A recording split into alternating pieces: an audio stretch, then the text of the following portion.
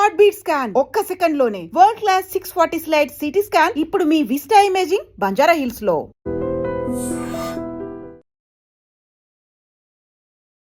నమస్తే, welcome to I dream news and నిజాలు. 21 గంటల సుదీర్ఘ చర్చల అనంతరం ఇరాన్తో అమెరికా జరిపినటువంటి చర్చలు విఫలమయ్యాయి. ఆ తర్వాత హర్ముజ్ జలసంధి మీద పట్టు బిగించే ప్రయత్నాలను మొదలు పెడుతున్నట్టుగా డొనాల్డ్ ట్రంప్ అనౌన్స్ చేశారు. ఇరాన్ కనుక యాక్సెప్ట్ చెయ్యకపోతే, ఒప్పుకోకపోతే అక్కడి నుంచి బయలుదేరే ప్రతి నౌకని మేము టార్గెట్ చేస్తాము అనేటువంటి మాటను డొనాల్డ్ ట్రంప్ చెప్పారు. ఇజ్రాయెల్ నుంచి నెతన్యాహు కాల్ చేసిన తర్వాతే జేడీ వ్యాన్స్ వెళ్ళిపోయి ఉంటాడు అనేటువంటి ఒక మాట ఇరాన్ చెప్తోంది. ఏం జరిగి ఉంటుంది, ఎందుకని చర్చలు ఫలప్రదం కాలేదు, నెక్స్ట్ ఏం జరగబోతుంది? మనతో పాటుగా ఉన్నారు సీనియర్ జర్నలిస్ట్ సురేష్ ప్రసాద్ గారు. సార్ నమస్తే. సో ముందు నుంచి అనుకున్నట్టుగా అసలు చర్చలు జరుగుతాయా లేదా అనుకున్నప్పుడు చర్చలు జరిగాయి, కాకపోతే సఫలం కాలేదు, విఫలమయ్యాయి. ఎందుకు, ఏం జరిగింది? యాక్చువల్లీ ఇది ఎప్పుడు సక్సెస్ కాదు టాక్స్. నాకు కూడా డౌట్ ఉంది ఎందుకు వెళ్ళారు వీళ్ళని. జేడీ వ్యాన్స్ని సార్ ఎందుకు పంపించారంటే ఇరానియన్స్ న్యాచురల్లీ వాళ్ళకి సీనియర్ లెవెల్ రిప్రజెంటేషన్ కావాలంటే. స్టీవ్ విట్కాఫ్ కానీ జారెడ్ కుష్నర్ వీళ్ళిద్దరూ నాన్ పొలిటికల్ ఎంటిటీస్. ఒకరు జారెడ్ అయితే సన్ ఇన్ లా, విట్కాఫ్ అయితే business partner president Trump. Iran అన్నారు పోయిన 2 సార్లు వీళ్ళతోనే మాట్లాడినప్పుడు మా మీద బాంబు వేశారు, ఈసారి కూడా వీళ్ళు వచ్చి కూర్చుంటే వీళ్ళకి అర్థం కాదు, తర్వాత మళ్ళీ వీళ్ళు అంటారు ఫెయిల్ అయిపోయిందని, మళ్ళీ ఇంకా మా మీద బాంబులు పడతాయి. You send the vice president JD Vance. So JD Vance గారు పాపం తిరిగి మొత్తం లోకమంతా తిరిగి వచ్చారు ఇక్కడికి, ఇస్లామాబాద్కి. చాలా హైప్ బిల్డప్ చేశారు. యాక్చువల్లీ ఈ టాక్స్ మొదలయ్యే ముందే చాలా క్లియర్ ఉండే వీళ్ళిద్దరికీ ఒక diplomatic language or negotiating language చెప్తారు మ్యాక్సిమలిస్ట్ పొజిషన్స్. అంటే ఇద్దరు are at 2 extreme ends. America ఏమంటున్నారంటే ఒకటి, ఇరాన్కి న్యూక్లియర్ ఆయుధాలు ఎప్పుడు వాళ్ళు డెవలప్ చేయకూడదు, దట్ ఇస్ ఇట్. మిగతా అన్ని అదర్ థింగ్స్ ఆర్ ఆల్ ఏం చెప్తారు బియాండ్ దట్, చిన్న చిన్న రీజన్స్, ఈవెన్ స్ట్రేట్ ఆఫ్ హార్మోస్ కూడా. సో అది అట్లాంటి పొజిషన్ ఉన్నప్పుడు 21 గంటలు మాట్లాడారంటే ఏం మాట్లాడుంటారు? డెఫినెట్గా ఇరాన్ వాళ్ళ వైపు నుంచి ఉన్న పొజిషన్స్ పెట్టుంటారు. అండ్ మోస్ట్ ఇంపార్టెంట్ కవిత గారు, నిన్న అమెరికన్ డిప్లొమాట్స్ చాలామంది రిటైర్డ్ డిప్లొమాట్స్ ఏం చెప్తున్నారంటే ఈ టాక్స్ ఎక్కడి నుంచి మొదలైంది. ముందు అమెరికా అన్నారు మా వైపు నుంచి మేము 15 పాయింట్లు పెట్టాము, ఇరాన్ దాన్ని టోటలీ నిరాకరించారు, మేము అక్సెప్ట్ చేయము. ఇరాన్ తర్వాత 10 పాయింట్స్ పంపించారు, మళ్ళీ దాన్ని రివైజ్ చేశారు. ఆ 10 పాయింట్ల మీద డిస్కషన్ జరిగిందంట. అంటే అక్కడే ఇరాన్కి ఒక అప్పర్ హ్యాండ్ వచ్చేస్తుంది. అమెరికా ప్రపోజల్ కాదు, ఇరాన్ ఇచ్చిన ప్రపోజల్ డిస్కస్ చేస్తున్నాం. అది అమెరికా చేసిన ఫస్ట్ తప్పు. అండ్ న్యాచురలీ దాంట్లో ఇరాన్ ఇచ్చిన కండిషన్స్ చాలా ఎక్స్ట్రీమ్ కండిషన్స్. ఒకటి, మా మీద దాడి చేయకూడదు, that America will not agree. Israel ఇంకా అగ్రీ చేయరు. రెండవది, సీజ్ ఫైర్ జరగాలి. చెప్పాను చూడండి, ఇది ప్యాలెస్టైన్ వైపు కానీ లెబనాన్ వైపు కానీ ఈవెన్ యమన్ వైపు ఏ దాడులు జరగకూడదు. That also America will not agree, Israel will not agree. In fact ఇది నడుస్తున్నప్పుడు ఇజ్రాయెల్ అక్కడ బాంబు వేస్తున్నారు లెబనాన్ మీద. మూడోది ఏమో వీళ్ళన్నారు రిపాట్రియేషన్, అంటే మా మీద చేసిన మీరు ఏమేమి దంచ చేశారో దానికన్నీ మాకు డబ్బులు కావాలి. అది ఇవ్వకపోతే ఒక ఇండైరెక్ట్ థ్రెట్ ఉండే మేము స్ట్రేట్ ఆఫ్ హార్మోస్ నుంచి టోల్ పెట్టుకుంటామని. సో అమెరికా దాన్ని అప్పుడే రిజెక్ట్ చేసి పడేశారు. యురేనియం గురించి వాళ్ళు మాట్లాడలేదు. ఇన్ఫ్యాక్ట్ ఆ డీల్లో యురేనియం గురించి ఎక్కడ లేదు, విచ్ ఇస్ సర్ప్రైజింగ్. దెన్ చిన్న చిన్న రీజనింగ్ అడుగుతున్నారు. దట్ ఈస్ మా మిసైల్ టెక్నాలజీని మేము డెవలప్ చేసుకుంటాం, we will not stop it. So natural ఈ మ్యాక్సిమం నెగోసియేషన్లో ఎప్పుడు ఫస్ట్ సెషన్ ఏమంటారంటే థ్రోట్ క్లియరింగ్ సెషన్ అంటారు డిప్లొమసీలో. థ్రోట్ క్లియర్ చేసుకుంటారు, సవరించుకోవడం అనేది ఫస్ట్ పార్ట్ ఆఫ్ ఇట్. దీనికన్నా ముందు ఇదే ఒప్పందం, ఎస్పెషలీ ద యురేనియం ఒప్పందం ఒబామా టైంలో జరిగింది. 2015. ఓకే, ఆ టైంలో 2015లో ఆల్మోస్ట్ అన్నీ అంగీకరించుకున్నారు Iran. Everything they agreed. In fact ఆ ప్రోగ్రామ్ పేరే joint comprehensive plan of action, JCPOA. 2015లో 21 నెలలు మాట్లాడిన తర్వాత 21 months ఆఫ్ నెగోసియేషన్. ఇక్కడ 21 hours జరిగింది. 21 months నెగోసియేషన్స్ ఎప్పుడు ఒక సిట్టింగ్లో జరగదు. మీరు ఫస్ట్ సెషన్ నేను చెప్పినట్టు థ్రోట్ క్లియరింగ్ అంతా జరిగిన తర్వాత you come to a session, మీరు ఇక్కడ ఉంటారు, వాళ్ళు ఇక్కడ ఉంటారు. Then you have to keep coming closer. వచ్చి ఓకే మీరు ఒక కండిషన్ యాక్సెప్ట్ చేస్తారు, వాళ్ళ కండిషన్ యాక్సెప్ట్ చేస్తారు, finally you arrive at middle destination. ఇద్దరికి విన్ లాగా. సో అది మీకు ఒక సిట్టింగ్లో జరగదు. So if anybody including Pakistan is fooled America into thinking that ఒక సెషన్లో అన్నీ అయిపోతుందంటే అది చాలా తప్పు. ఇన్ఫ్యాక్ట్ ఇరాన్ దానికి ఒక పేరు కూడా ఇచ్చారు ఒప్పందానికి, ఇస్లామాబాద్ MOU. అది జరగదు, ఎందుకంటే it cannot happen. America will not agree. First of all Trump చాలా clear that uranium is a central part of it అని చెప్పారు. చూడండి, బిఫోర్ ఈ లెఫ్ట్ ఫర్ ఫ్లారిడా ఆయన ఏం చెప్పారంటే, నేను everything else is secondary, uranium is the most important thing. మేము ఇరాన్ని ఒక న్యూక్లియర్ పవర్గా అంగీకరించాము, వాళ్ళు న్యూక్లియర్ పవర్ డెవలప్ చేయకూడదు, మిసైల్ పవర్ అంటే వెపన్ గ్రేడ్. సో ఈ JCPOA అగ్రిమెంట్ 2015లో చేసిన ఒప్పందంలో ఇరాన్ ఒకవైపు, ఆ టైంలో US, UK, France, China, Russia, Germany ఇటువైపు ఆలోచించి, it was not just US తోడు. Obama was very very diplomatic, వీళ్ళందరూ తోడు తీసుకున్నారు. ఈసారి చూడండి ఎవరు లేరు, America speaking to Iran directly. Of course after 47 or 49 years first time face to face కలిశారు వాళ్ళు ఇస్లామాబాద్లో. ఆ ఒప్పందంలో కవిత గారు ఇరాన్ అంగీకరించింది ఏంటంటే, మా దగ్గర ఉన్న యురేనియం ప్యూరిటీని ఒకటి మేము స్టాక్ పైన, మా దగ్గర ఉన్న మొత్తం ఎన్ని కిలోలు ఉన్నాయి దాన్ని 98% మేము రెడ్యూస్ చేసేస్తాం. We'll reduce our uranium stockpile, which is a huge thing. ఇప్పుడు వాళ్ళ దగ్గర 480 కిలోలు ఎంత ఉంది, ఇప్పుడు వాళ్ళు 1 కిలో కూడా తగ్గించినట్టు అంటున్నారు. అప్పుడు వాళ్ళు అంగీకరించారు, కానీ ప్రెసిడెంట్ ట్రంప్ రాగానే దాన్ని చింపి పడేశారు. దిస్ ఇస్ యూస్లెస్ అది ఇది అని చెప్పేసి. ఇప్పుడు దానికన్నా చాలా మట్టుకు ఏం చెప్తారు, ఒక లీనియంట్ అగ్రిమెంట్ని సైన్ చేయడానికి రెడీగా ఉన్నారు ప్రెసిడెంట్ ట్రంప్, కానీ ఇరాన్ అంగీకరించట్లేదు. సరే పాత అగ్రిమెంట్కి తిరిగి వెళ్దామంటే ఇరాన్ చెప్తారు, మీరే విన్నారు కదా దట్ పాత అగ్రిమెంట్ వోంట్ వర్క్ అని చెప్పేసి. అగ్రిమెంట్లో ఇంకోటి చెప్పారు, మా ప్యూరిటీ యురేనియం ప్యూరిటీ ఇరాన్ 3.67%లో 15 సంవత్సరాలకి రీటైన్ చేసుకుంటారు. 3.67 అంటే మీరు వెపన్స్ డెవలప్ చేయలేరు, it is only for running your power plant. వాళ్ళ దగ్గర ఒక యురేనియం పవర్ ప్లాంట్ ఒకటి ఉంది, న్యూక్లియర్ పవర్ ప్లాంట్, రష్యా నడిపిస్తున్నారు, అది రష్యన్ టెక్నీషియన్స్. దానికోసం కావాల్సిన uranium 3.67%. This was the best agreement. మీకు మీరు ఇప్పుడు కాదు, ఇంకా 20 సంవత్సరాలు నెగోషియేట్ చేస్తే కూడా ఇట్లాంటి అగ్రిమెంట్ రాదు.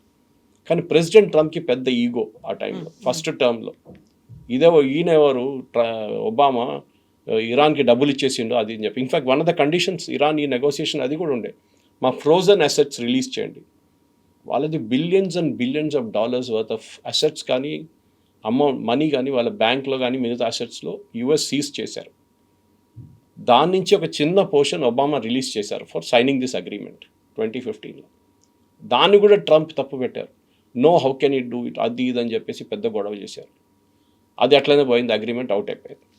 ఇప్పుడు ఈ జరిగిన చర్చల తర్వాత చాలా క్లియర్గా JD Vance గారు ఆ ప్రెస్ కాన్ఫరెన్స్ చెప్పారు that we are nowhere near the agreement. మేము చాలా మటుకు అడిగాము కానీ ఇరాన్ అంగీకరించలేదు. ఇరాన్ అంటున్నారు America was not serious in the talks. వాళ్ళు ఒక క్లోజ్ మైండ్తో వచ్చారు, ఓపెన్ మైండ్ లేదు వాళ్ళకి. ఎట్లయినా ఈ అగ్రిమెంట్ రాకూడదని చెప్పేసి వచ్చిన ఒక కండిషన్లో ఉండేవాళ్ళు. సో ఈ పరిస్థితి చూస్తే వాళ్ళ బాడీ లాంగ్వేజ్ కూడా చూస్తే, in fact JD Vance press conference ఆ రోజు చూస్తే ఒక పాసిబ్లీ 2.5-3 minutes జరుగుంటుంది అది అంతే. And after that he just walked out straight away and went directly to the airport. ఆలోచించండి, ఎవరో అన్నారు బహుశా ఇంకా నెక్స్ట్ డే దాకా వెయిట్ చేస్తారు, వెయిట్ కూడా చేయలేదు. The entire delegation went to the airport directly. So అక్కడే కట్ ఆఫ్ అయిపోయింది, ఈ టాక్స్ అనేది ఇంకా ప్రసక్తి లేదు. కొంతమంది అన్నారు బహుశా ఇంకొక వారం తర్వాత మీట్ అవుతారు, ఎందుకు ఇంకా so called cease fire is still there. Exactly 2 weeks అనుకున్నప్పుడు అది ఏ రోజు ఫెయిల్ అవుతుందో తెలియదు. దానికి ఒక గేమ్ ఇప్పుడు ప్రెసిడెంట్ ట్రంప్ ఆడారు. ఫస్ట్ ఆయన ట్రూత్ సోషల్లో ట్వీట్ చేశారు. దాంట్లో ఒకటైతే పెద్ద ట్వీట్, అది స్క్రీన్ షాట్, దానికి బహుశా మీకు పంపించుంటాను. దాని గురించి ఆయన అన్నారు, నేను Iran is this, Iran is that, వాళ్ళు their regime is finished, navy is under the sea, air force అయిపోయింది, అన్నీ అయిపోయింది, స్ట్రైట్ ఆఫ్ హార్మోస్ని మేము బ్లాక్ చేయబోతున్నాం, స్ట్రైట్ ఆఫ్ హార్మోస్ని బ్లాక్ చేస్తాం. అంటే we will not allow ships to go in or come out. మా షిప్లన్నీ గల్ఫ్ ఆఫ్ ఒమాన్ దగ్గర ఉందా అంటే entrance to the Arabian Sea, అక్కడి నుంచి you will get into Indian Ocean. So ఆ రూట్లో, దట్ ఈస్ ఇండోనేషియా వైపు, ఇండియా వైపు, చైనా వైపు వెళ్ళే షిప్స్ అన్నీ వెళ్ళే రూట్లో గల్ఫ్ ఆఫ్ ఒమాన్ దగ్గర మా పోలీసు వాళ్ళు కూర్చున్నారు బయట, మా నేవీ వాళ్ళు. ఏ షిప్ వచ్చి వాళ్ళని ఆపేస్తారు. The entire world got shocked. ఎందుకంటే Saudi Arabia, Qatar, Kuwait, Bahrain వీళ్ళందరూ ఆయిల్ ఆగిపోతుంది. They panicked immediately. ప్రెసిడెంట్ ట్రంప్కి చెప్పుంటారు, మీరు ఏం చేస్తున్నారు, ఇది ఆయిల్ ప్రైస్ మళ్ళీ $100 కన్నా పైన వెళ్ళిపోయింది, the entire economy will collapse అంటే. Then CENTCOM came out with a very very serious kind of tweet. US central command, CENTCOM అంటారు, వాళ్ళే ఈ రీజన్ అంతా వాళ్ళ కింద వస్తుంది, వెస్ట్ ఏషియా. వాళ్ళు అన్నారు, we will only stop Iranian vessels. Iran నుంచి క్రూడ్ తీసుకెళ్తున్న వెసల్, ఇరాన్కి క్రూడ్ రావడానికి వస్తున్న వెసల్స్ని మేము ఆపేస్తాం. ఆబ్వియస్లీ ఇది క్వశ్చన్ వస్తుంది. ఒక హైపోథెటికల్ సిచ్యువేషన్ తీసుకుందాం కవిత గారు. ఒక చైనీస్ షిప్ వచ్చింది, చైనా మ్యాక్సిమం తీసుకెళ్తున్నారు వీళ్ళు ఆయిల్. ఒక Chinese ship with a Chinese flag వచ్చింది, యుఎస్ వాళ్ళని ఆపుతారా? టెక్నికల్గా ఇంటర్నేషనల్ వాటర్ వేలో మీకు ఆపడానికి ఏ అధికారం లేదు. మీ ఎకనామిక్ జోన్లో ఉంటే మీరు ఆపొచ్చు, కానీ ఇది మీ ఎకనామిక్ జోన్లో లేదు, అమెరికా ఎక్కడో ఉంది, మీరు ఎట్లా ఆపుతారు ఇక్కడ? చైనా అంటారు, మా షిప్ మీద మీరు దాడి చేస్తే it is like attacking China directly. సరే, చైనాలో వెళ్ళిపోయారు, లోపలికి వెళ్ళి ఫిలప్ చేసుకున్నారు. లేకుంటే అక్కడ ఉన్న ఒక షిప్, దీనికన్నా అక్కడ ఆల్మోస్ట్ 2000 షిప్స్ పడి ఉన్నాయి అక్కడ. దాంట్లో ఒక చైనీస్ ఫ్లాగ్ షిప్ బయటకు వస్తుంది ఫిల్ చేసుకుంటూ. అమెరికా ఏం చేస్తారు? దాన్ని టోర్పిడో చేస్తారా? దాన్ని ఆక్రమిస్తారా? దాన్ని ఆక్యుపై చేస్తారా? అంటే you will send your forces and occupy the ship. ఏం చేస్తారు? It is a very dangerous situation. ఎందుకంటే అప్పుడు ఇమీడియట్ రష్యన్ షిప్స్ రావు అనుకోండి అక్కడికి. ఏదో రష్యన్ షిప్ వచ్చింది అనుకోండి, మీరు రష్యన్ షిప్ని ఆపుతారా? వాళ్ళు అంగీకరిస్తారా? లేదు. ఇరాన్ ఇంకో సిచ్యువేషన్. ఇరాన్ ఇప్పుడు ఏమంటారు, వాళ్ళు ఇప్పుడు అమెరికన్ షిప్స్ కొంతమంది 2 షిప్లు పంపించారు మొన్న వాళ్ళు, ఈ మైండ్ స్వీపింగ్ చెక్ చేయడానికి. ఐరన్ ఈస్, ఇరాన్ అన్నారు, మేము మైండ్స్ ఎప్పుడో వేసాం కానీ ఎక్కడ పోయింది మాకు తెలియదు అంటున్నారు. ట్రేస్ చేయడానికి కుదరట్లేదు, because it keeps floating in the water under ground. America దగ్గర ఒక్క మైండ్ స్వీపర్ కూడా లేదు ఇప్పుడు. ఆలోచించండి, the most powerful navy in the world అని ప్రెసిడెంట్ ట్రంప్ చెప్పుకుంటూ వస్తారు. అమెరికా దగ్గర ఒక్క మైండ్ స్వీపర్ కూడా లేదు. చాలా దేశాల దగ్గర లేదు, ఎందుకంటే ఆ టెక్నాలజీ అవుట్డేటెడ్ అయిపోయింది. ఇప్పుడు ఎవరు మైండ్స్ వాడట్లేదు. ఇదంతా వీళ్ళు వాడుతున్న మైండ్స్ అన్నీ ఆల్మోస్ట్ 1980, 1970 వింటేజ్ ఇరాన్ వాడుతుంది. దానికి ఉన్న షిప్స్ అన్నీ ఇప్పుడు అవుట్ ఆఫ్ కమిషన్ తీసేశారు. సో ఇప్పుడున్నదంతా అండర్ గ్రౌండ్ చిన్న ఏం చెప్తారు, సబ్మెరీన్ లాంటి మైండ్ స్వీపర్స్ ఉన్నారు. వాళ్ళు వెళ్ళి ట్రేస్ చేస్తారు, చేసి ఆ పిక్చర్ పంపిస్తారు, that this is the mind here అంటే. They will send a magnetic thing down, pick up చేసి దాన్ని తీసుకెళ్తారు పైకి షిప్లకి. సో పాత సిస్టంలో the mind sweeper is to literally sweep చేసి తీసుకెళ్తే చాలా కేర్ఫుల్గా హ్యాండిల్ చేయాల్సి. కొంచెం అక్కడెక్కడ కదిలింది అనుకోండి, it will blast. So they have to take it very carefully. So technology మారిపోయింది. ఇప్పుడు యూరోప్లో ఉన్న కొన్ని కంట్రీస్ దగ్గర ఈ టెక్నాలజీ ఉంది, బ్రిటన్ దగ్గర కూడా లేదు. They also decommission their last 2 ships if I remember right. So I think Spain దగ్గర, ఇటలీ దగ్గర, ఫ్రాన్స్ దగ్గర ఉంది ఈ షిప్స్ అని, వాళ్ళు పంపిస్తారు. కానీ అది ప్యారలల్గా జరుగుతున్నాడు. ఇరాన్ ఏం చేశారంటే, వాళ్ళు ఒక కొత్త మ్యాప్ రిలీజ్ చేశారు, ఇది ఈ టాక్స్ కన్నా కొంచెం ముందు. వాళ్ళు అన్నారు, ట్రెడిషనల్ రూట్లో ఇది ఒమాన్ ఇటువైపు, ఇరాన్ ఇటువైపు ఉందనుకోండి, the ships pass through like this. Iran అన్నారు, మోస్ట్ ఆఫ్ ద షిప్స్ ఏం చేస్తారంటే ఒమాన్ వైపు నుంచి వెళ్తారు, ఇన్ అండ్ అవుట్. 2 లేన్లు ఉన్నాయి, మన ట్రాఫిక్ లేన్ లాగా. నడిమిట్లో ఒక డివైడర్ ఉంది, ఫిజికల్ డివైడర్ లేదు కానీ it's a mental divider there. అది షిప్ క్యాప్టెన్స్కి తెలుసు అది. సో మీరు ఫాలో చేయాల్సిన రూట్ కొలిషన్ కాదేం కాదు, ఎందుకంటే the narrowest point strait of Hormuz is 21 కిలోమీటర్లు, నారోయెస్ట్ పాయింట్ అనమాట. ఆ పరిస్థితుల్లో 21 కిలోమీటర్స్లో మీరు చాలా కేర్ఫుల్గా షిప్స్ నడిపించాల్సి వస్తుంది. 21 అనుకుంటే మనం అనుకుంటే చాలా పెద్దది కదా. ఓకే, మేము ఇంటికాడ నుంచి నేను బయలుదేరి జూబ్లీస్కి వెళ్ళేదాకా 21 కిలోమీటర్స్ ఉంటుంది. ఇంత డిస్టెన్స్ చాలు కదా ఒక షిప్కి, 2 షిప్లకి కాదు. ఆ డెప్త్ చాలా తక్కువ. So that go through the maximum depth area to get that. So Iran ఏం చేశారంటే ఒక ప్లాన్ చేశారు 3 రోజులు 4 రోజుల ముందు. వాళ్ళు అన్నారు, ఒమాన్ వైపు మీరు వెళ్ళకూడదు, అక్కడ మేము మైన్ వేసేసాం. You have to come through our area towards Iran and then take a U turn and take a right turn literally. అప్పుడు ఏమవుతుందంటే, ఇరాన్ ఒక ఐలాండ్ ఒకటి it's called Qeshm island, QUESHEM, 150 కిలోమీటర్ల లెంగ్త్ ఐలాండ్ అది. I think about 150,000 people ఆ ఐలాండ్లో ఉంటారు. ఆ ఐలాండ్లో వీళ్ళ రెవల్యూషనరీ గార్డ్స్ వాళ్ళు ఉన్నారు. సో వాళ్ళు అబ్జర్వ్ చేస్తారు ప్రతి షిప్ని, ఎవరిది ఏ ఫ్లాగు, దాని పేరేంటి, దాని రిజిస్ట్రేషన్ ఎవరి పేరు మీద ఉంది, కెన్ ఈజీలీ సర్చ్. అది అంటున్నారు అటువైపు నుంచి వెళ్ళాలన్న. So all the ships got confused, ఇప్పుడు ఏం చేయాలని చెప్పి అందరు ఆగిపోయారు. అప్పుడే ఈ బ్లాకేడ్కి కొత్త న్యూస్ వచ్చిందనమాట. ఇప్పుడు అమెరికా ఏమంటున్నారు, దట్ ఇరాన్ ఇచ్చిన మ్యాప్ అవుట్, మీరు follow the old system going via Oman పక్క నుంచి వెళ్ళండి అని. ఈ కెషేమ్ ఐలాండ్ అనేది ఒక హిస్టరీ ఉంది దానికి. అక్కడ ఉన్న ప్రజలు they speak Parsi, they speak Arabic and Hindi, 3 languages mix మాట్లాడతారు. వీళ్ళందరూ చాలామంది దాని నుంచి ఇండియా నుంచి వెళ్ళిన వాళ్ళు, ఎప్పుడో 16th-17th centuryలో they went and settle there Qeshm ఐలాండ్లో. సో ఆ island it's a beautiful island. అది మీరు నేషనల్ జియోగ్రఫిక్లో చూడాలి, ఒక స్టోరీ ఉండే దాని గురించి.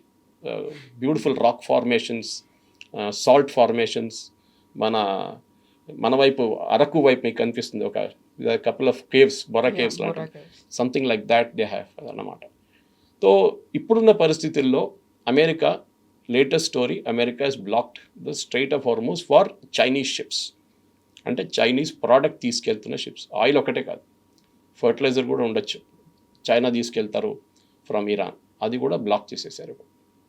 ఈ పరిస్థితుల్లో ఇప్పుడు ఏం జరుగుతుందనేది లోకం ఎదురు చూస్తున్నారు. Oil already started climbing up, stock market కూడా డౌన్ అయిపోతుంది. ప్రెసిడెంట్ ట్రంప్కి ఇప్పుడు ఆప్షన్స్ లేదు కవిత గారు. He has literally run out of options.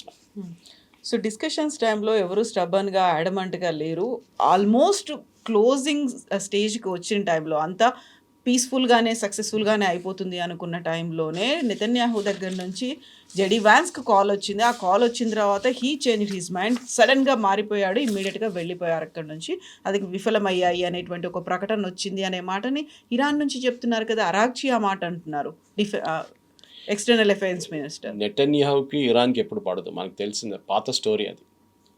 కానీ జేడీ వాన్స్ ఏమన్నట్టే, నేను 15 సార్లు మాట్లాడాను ప్రెసిడెంట్ ట్రంప్తో, constantly with the team also.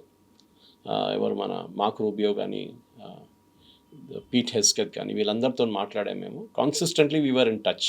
అంటే ఇరాన్ ఈ ప్రపోజల్ ఇచ్చారు, మనం ఏం చేయాలని చెప్పి వాళ్ళు బహుశా మాట్లాడుకుంటారు. నెతన్యాహు ప్రాబ్లం ఏంటంటే, Netanyahu problem is with Lebanon. Last year Lebanon మీద దాడి చేసి సీజ్ ఫైర్ చేసుకున్నప్పుడు అందరూ అనుకున్నారు ఆ యుద్ధం అయిపోయింది అనుకున్నారు. మనం హెజ్బుల్లాని అర్థం చేసుకోవాలంటే, హెజ్బుల్లా అక్కడున్న లెబనీస్ కమ్యూనిటీలో ఒక Shia community. Lebanon basically was a Christian country. ఒక టైంలో 200 సంవత్సరాల ముందు లెబనాన్ క్రిస్టియన్ కంట్రీ ఉండే. ఇప్పుడు క్రిస్టియన్స్ అక్కడ 16% ఉన్నారు. చాలా మటుకు షియాస్ అక్కడ వచ్చి సెటిల్ అయిపోయారు కొన్ని సంవత్సరాల నుంచి. ఇప్పుడు 1/3 ఆఫ్ లెబనాన్స్ పాపులేషన్ ఇస్ షియా. కానీ అక్కడ ఉన్న గవర్నమెంట్ ఇస్ సున్నీ. వాళ్ళకి వీళ్ళకి పడదు. ఎప్పుడు ఎక్కువ గొడవ చేస్తే ఈ షియా వాళ్ళు దే విల్ ఓవర్థ్రో ద గవర్నమెంట్కి భయం ఉంది, వాళ్ళ దగ్గర రెగ్యులర్ ఆర్మీ అంత పెద్ద ఆర్మీ లేదు. సో దాన్ని సపోర్ట్ చేయడానికే ఇజ్రాయెల్ వాళ్ళతో చర్చలు నడుపుతున్నారు. ఎవరితోని? Government of Lebanon. చాలా వీక్, కానీ వాళ్ళకి పార్లమెంట్ ఉంది, డెమోక్రసీ ఉంది, ఎలక్షన్ ఉంది, అన్నీ ఉన్నాయి వాళ్ళకి. దీనికన్నా ముందు లెబనాన్ ఉన్న హెజ్బుల్లాకి అన్నిటికంటే పెద్ద సపోర్ట్ సిరియా ఉండే. వీళ్ళ ఆయుధాలు, వీళ్ళది డబ్బులు ఇరాన్ పంపించేది వయా సిరియా ఉండే when Hafez al Assad was there. Okay, ఆయన్ని బషీర్ అల్ అసాద్, దాని తర్వాత he went out, Assad was out. ఆయన్ని ఒక కూ లాగా లిటరల్లీ యుఎస్ సిఐఏ చేసిన ఆపరేషన్ అది చేసి బయటపడేశారు. దాని తర్వాత హెజ్బుల్లాకి వచ్చి ఆయుధాలు ఆగిపోయినాయి. అట్ ద సేమ్ టైం మీకు గుర్తుంటుంది, వాళ్ళ లీడర్ నస్రుల్లాని చంపారు. చాలా మటుకు పేజర్ బాంబ్ బ్లాస్ట్ జరిగింది. So literally Hezbollah was wiped out. అందరూ అనుకున్నారు ఈసారి కూడా హెజ్బుల్లాకి పవర్ ఉండదు, హెజ్బుల్లా ఏం చేయలేరని. కానీ సర్ప్రైజింగ్లీ ఈసారి మళ్ళీ వాళ్ళు తిరిగి వచ్చారు. బహుశా ఏం జరుగుతుందంటే, వాళ్ళ దగ్గర ఉన్న మిగతా వాట్ ఎవర్ లెఫ్ట్ ఓవర్ ఆయుధాలు they are possibly using it now, last attempt లాగా అన్నమాట. సో హెజ్బుల్లాని ఒక సిరియన్ ఇన్ఫ్లుయెన్స్ కూడా మీరు చూస్తే, ఇప్పుడు ఇజ్రాయెల్ లిటనీ రివర్ దాకా వచ్చేసారు. అంటే సదర్న్ లెబనాన్లో దూరేశారు వాళ్ళు. They destroyed village after village. వాళ్ళు అంటున్నారు ఇంకా ఎవరు అక్కడ రాకూడదు, ఇది మా ఏరియా అయిపోయింది అంటున్నారు. The same thing Israel did in Syria. సిరియాలో చాలా ఫ్యాక్షన్స్ ఉన్నాయి. ఆఫ్టర్ అసాద్ పారిపోయిన తర్వాత అక్కడ ఫ్యాక్షన్ మీద ఫ్యాక్షన్ కొట్టుకుంటున్నారు. అక్కడ కూడా ఇజ్రాయెల్ చాలా మటుకు పోర్షన్స్ ఆక్యుపై చేసుకున్నారు. వాళ్ళు ఒక బఫర్ డివిజన్ బిల్డప్ చేస్తున్నారు కవిత గారు, మా మీద రేపు దాడి జరగకూడదు. సో ఇజ్రాయెల్స్ పొజిషన్ ఇస్ చాలా చాలా క్లియర్. బెంజమిన్ నెతన్యాహు నిన్న ఒక పెద్ద మెసేజ్ పంపించారు మీకు, I think I sent it you. He was justifying నేను యుద్ధానికి ఎందుకు వెళ్ళాను అని చెప్పేసి. అండ్ మీరు అది చదివితే you will really be convinced. Diplomats అంటారు, diplomacy is the art of telling people to go to hell so much that they would like to go there అన్నమాట. ఇంగ్లీష్లో అంటారు దాన్ని. హెల్కి వెళ్ళమని ఎంత బాగా కన్విన్స్ చేస్తారు, నరకానికి వెళ్ళమని చెప్పినా ఈజీగా యాక్సెప్ట్ చేయాలి. చెప్తారు. That is diplomacy, same language. నేను ఎందుకు చేశాను, ఇజ్రాయెల్ ప్రజల కోసం చేశాను, మీకోసం చేశాను అని చెప్పి నెటన్యాహు చాలా డీటెయిల్డ్గా స్టేట్ బై స్టేట్, అంటే లెబనాన్ తర్వాత సిరియా తర్వాత ఇరాక్, అన్నిటికంటే పెద్ద బ్లండర్ ఇప్పుడు ప్రెసిడెంట్ ట్రంప్ చేశారని చెప్తున్నారు ఈ వార్తో. కానీ దీనికన్నా ముందు యుఎస్ హిస్టరీలో ఒక సర్వే జరిగింది among the diplomats retired and serving. America వాళ్ళ హిస్టరీలో అన్నిటికంటే పెద్ద ఫారిన్ పాలసీ బ్లండర్ ఏం చేశారు. Most of people will say వియట్నాంకి వెళ్తాం మనం, Vietnam was the biggest blunder. But that time America was అంత పెద్ద డిప్లొమాటిక్ పవర్ లేకుండే. ఓకే, లిండన్ జాన్సన్ ఉండే, జాన్ ఎఫ్ కెనడీ తర్వాత వచ్చారు. కానీ the biggest blunder was president Bush and Iraq war. Weapons of mass destruction ఉందని చెప్పి మొత్తం అక్కడ వెళ్ళి నేటో ఫోర్సెస్ని తోడు తీసుకెళ్ళి ఇరాక్ని మొత్తం దంచారు. వెపన్స్ ఆఫ్ మాస్ డిస్ట్రక్షన్ దొరకలేదు. Today Iraq has become a lawless society. మూడు ఫ్యాక్షన్లు, నాలుగు ఫ్యాక్షన్లు కొట్టుకుంటున్నారు. అల్ఖైదా ఉన్నారు, ఐసిస్ ఉన్నారు, ఇరాన్ ప్రాక్సీస్ ఉన్నారు అక్కడ, and then the Iraqi government ఉన్నారు. Same situation is there in సిరియాలో. అక్కడ ఒక former terrorist, al Qaeda terrorist, $10 million reward ఉన్న ఒక టెర్రరిస్ట్ని ఇప్పుడు ప్రెసిడెంట్గా కూర్చోబెట్టారు యుఎస్ అక్కడ. బికాస్ వాళ్ళకి చాయిస్ లేదు ఇంకా. సో ఈ పరిస్థితుల్లో ఇజ్రాయెల్ వాళ్ళ పని వాళ్ళు చూసుకుంటున్నారు, వాళ్ళని తప్పు పట్టలేమని. If they are pressurising US and US ఆ ప్రెషర్లో పడిపోతారంటే అది యుఎస్ తప్పు, ప్రెసిడెంట్ ట్రంప్ తప్పది. కానీ ప్రెసిడెంట్ ట్రంప్ కూడా తెలుసు that the bigger threat Israel మీద ఒక దాడి రేపు జరిగితే రేపు యుఎస్ మీద దాడికి జరగవచ్చు, ఇంకో 9/11 జరగవచ్చు. That president Trump is very clear అన్నమాట. సో బహుశా ఫస్ట్ టైం ఈ స్ట్రైట్ ఆఫ్ హార్మోస్లో స్ట్రాటజీ మార్చారు. వాళ్ళు బ్లాక్ చేసే బదులు మేమే బ్లాక్ చేసేస్తాం, వాళ్ళని బయటికి వెళ్ళనియం. కానీ క్వశ్చన్ నౌ ఇస్ హైపోథెటికలీ రేపు ఖతార్ నుంచి ఒక గ్యాస్ ఫిల్ చేసిన, ఒక ఎల్పిజి గ్యాస్ ఫిల్ చేసిన ఒక షిప్ స్ట్రైట్ ఆఫ్ హార్మోస్ నుంచి బయలుదేరింది. ఇరాన్ దాన్ని కొడతారా? ఎస్పెషలీ నెక్స్ట్ 1 week ఈ సీజ్ ఫైర్ ముందు America wants that to happen. వాళ్ళు కావాలంటే ఒక డమ్మీ షిప్ పంపిస్తారు, ఇరాన్ కొడతారా లేదా చూద్దాం అని చెప్పేసి. ఇరాన్ కొట్టారనుకోండి, America will say cease fire is over, మేము మా బాంబింగ్ మొదలు పెట్టేస్తాం, వీఆర్ రెడీ అండ్ లాక్డ్ అన్నారు ప్రెసిడెంట్ ట్రంప్ నిన్న. మళ్ళీ యుద్ధం మొదలవుతుంది అండ్ మళ్ళీ ఇదే whatever happen. But this time definitely Iranian government పడిపోతుంది, దాంట్లో డౌట్ లేదు. వాళ్ళు తట్టుకున్నారు ఇన్ని రోజులు, ఆల్మోస్ట్ 40 days, కానీ ఇంకా వాళ్ళు చేయలేక వాళ్ళు మొత్తం almost the entire Iran is finished. కానీ ఈ స్ట్రైట్ ఆఫ్ హార్మోస్ గురించి కూడా ఒక హిస్టరీ ఉంది దీనికి ముందు, అది చాలా ఇంట్రెస్టింగ్. ఎందుకంటే మనం అనుకుంటా straight of Hormuz 20% of world's oil ఆ రూట్ నుంచి ట్రావెల్ అవుతుంది, 40% ఆఫ్ వరల్డ్స్ ఫర్టిలైజర్ ఆ రూట్ నుంచి వెళ్తుంది, హీలియన్, ప్రొపేన్, బ్యూటేన్, మీరు ఏ గ్యాస్ పేరు చెప్పండి ఆ రూట్ నుంచి వెళ్తుంది. అట్లాంటి ఒక రూట్ని బ్లాక్ చేయడం అనేది దీనికన్నా ముందు కూడా జరిగింది, కానీ that was in different history, different point in time.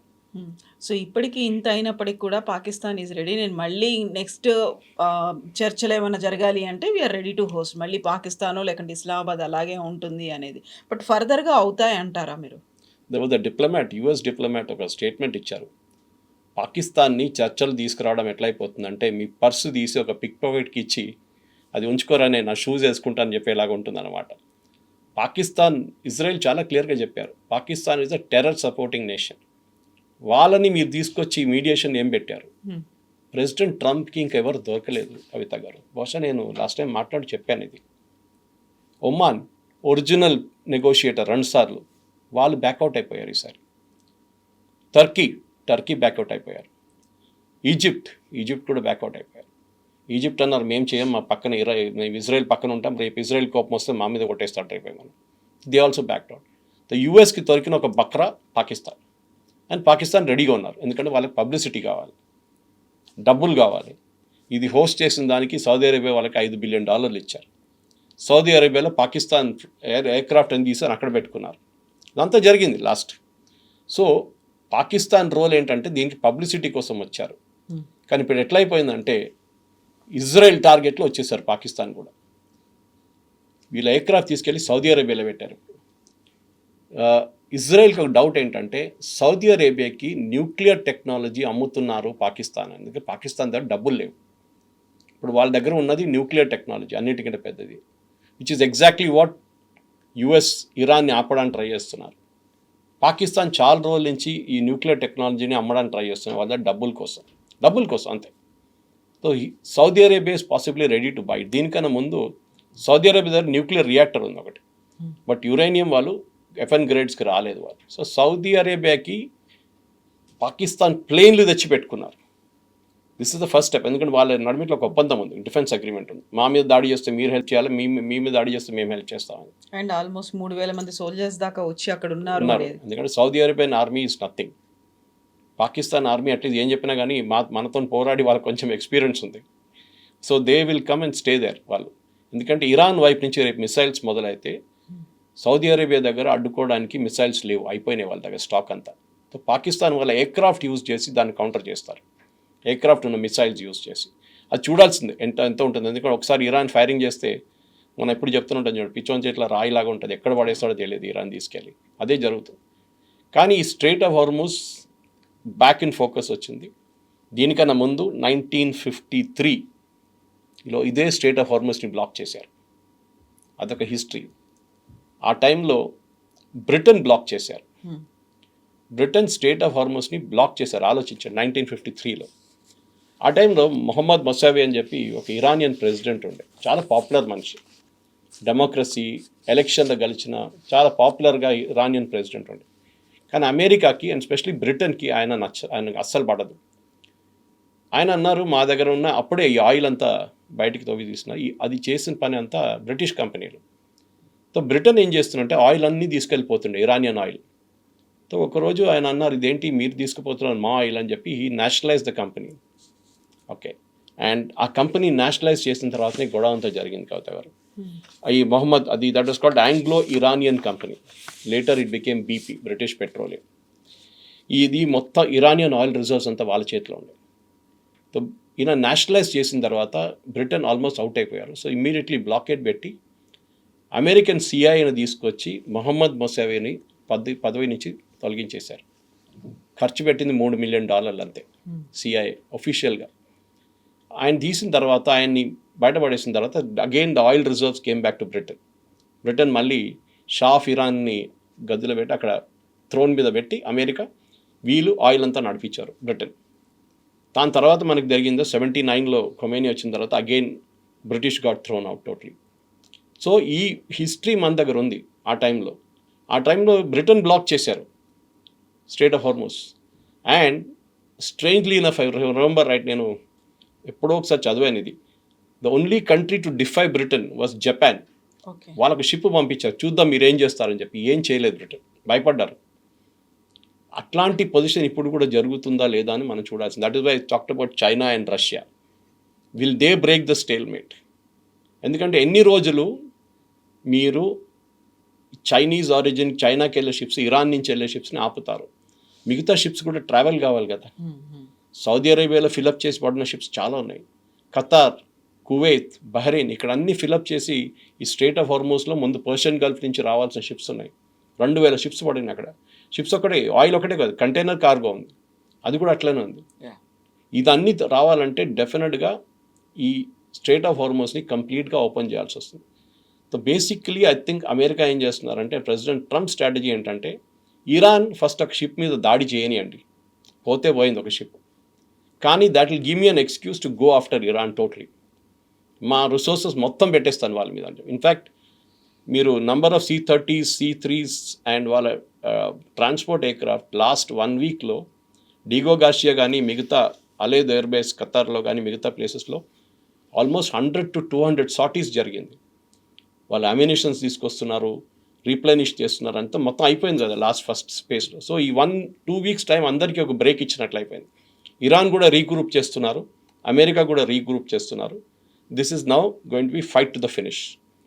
Possibly ఈ యుద్ధం జరిగితే వితిన్ ఒక వారం 10 రోజుల్లో I think Iran will be finished. వాళ్ళకి ఛాన్స్ లేదు, పాపం వాళ్ళకి ఏం చేయలేరు వాళ్ళు. అమెరికా అంత ఓవర్వెల్మింగ్ పవర్ పెట్టి కొడతారు. Because the end of the day 1953లో జరిగిన అదే స్ట్రాటజీ. ఎందుకు కొట్లాడుతున్నారు? ఆయిల్ కోసం.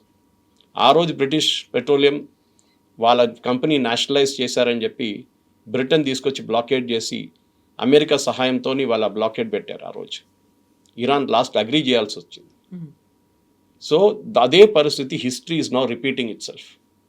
ఈసారి కూడా the question is oil. President Trump అప్పుడప్పుడు చెప్తుంటారు చూడండి, చాలా ఆయిల్ ఉంది అక్కడ, we can all make lot of money. This is the end of it.